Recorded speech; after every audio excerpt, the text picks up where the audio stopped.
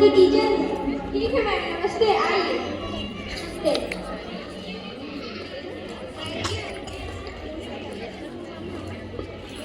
आपकी बेटी सपना स्कूल क्यों नहीं आया करती है? जी हाँ जी मैम, इसकी तबीयत काम है इसलिए वो स्कूल नहीं आती। इसकी दादी जी है ना, वो नहीं उसे आने देती है स्कूल। क्यों नहीं आने देती है? क्योंकि वो पुराने विचार वाली है ना, इसलिए उसे स्कूल नहीं आने देती। हमारा देश इतनी आगे बढ़ चुका है और आपकी दादी जी है कि पुराने विचारों पर रहती है। क्या ही बताऊं मैं ठीक है, फिर आप अपनी बेटी को कल से स्कूल भेजिएगा। ठीक है, मैं जाती हूँ। नमस्ते। माँ जी, ओ माँ जी, क्या हुआ? हमें अपनी सपना बेटी को स्कूल भेजना चाहिए। नहीं, उसे स्कूल नहीं भेजना। क्यों नहीं भेजना? नहीं भेजना, उसे लड़का नहीं है। अब जाओ अपना काम करो। ठीक है। कुछ समय पश्चात फिर से दरवाजे की डोर में खसखस और फिर से कोई आता है। बड़ी है महात्मा। माँ जी, क्या हुआ? जरा देख, दरवाजे पर कौन आया है? ठीक है माँ जी। सपना की मम्मी। ओ सपना की मम्मी। जी मैंने, नमस्ते। नमस्ते। आइए। जरा ये पत्र पढ़कर सुना दीजिए, मैं पढ़ नहीं पा रही। लेकिन मैं भी तुम्हें इस पत्र को पढ़ करके, लेकिन मैं भी अनपढ़ हूँ, इसलिए मैं अपनी बेटी सपना जरूर पढ़कर इसे सुनवा दूंगी। अपनी बेटी सपना को बुला दीजिए। ठीक है। सपना, ओ सपना, जरा इधर आओ।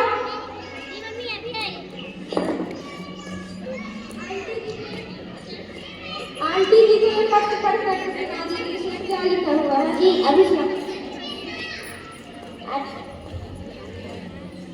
आंटी जी, इसमें आपकी बिजली के बिल के बारे में नोटिस आई हुई है।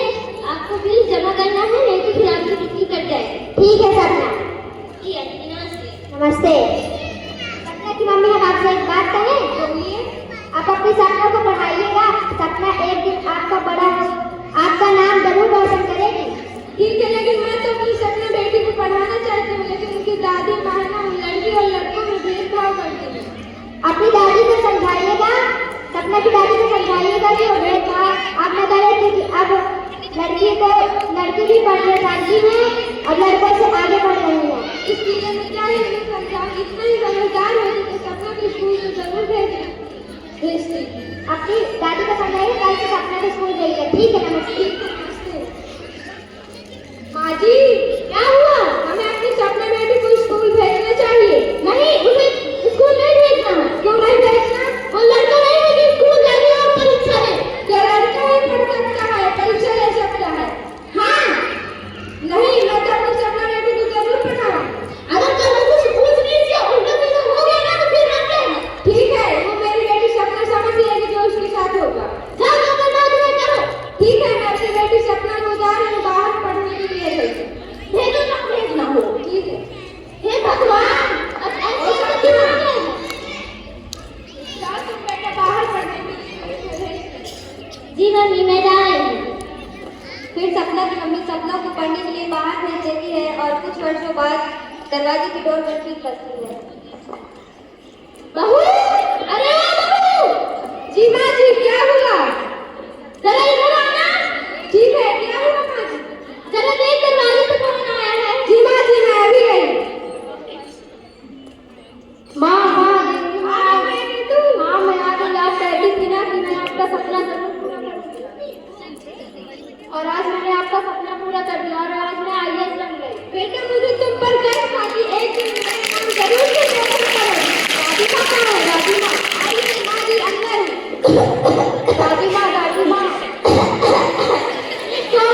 सपना है क्या? हाँ, मैं हूँ सपना। आप कहती थी ना कि पढ़ नहीं सकती, लड़कियाँ पढ़ नहीं सकती, आज मैंने एक वक्त दिखा दिया, मैं IAS बन गई।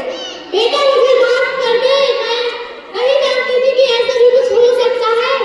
मुझे माफ कर दे बेटा।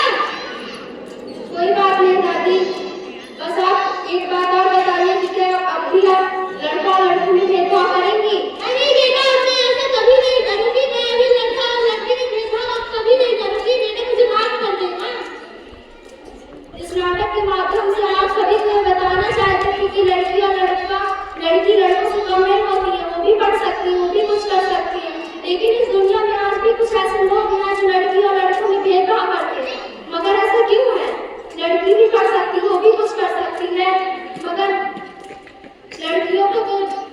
देवी, माँ दुर्गा, लक्ष्मी और सरस्वती के रूप में पूजते हैं, फिर भी आज भी कुछ ऐसे लोग क्यों हैं जो सिर्फ यही समझ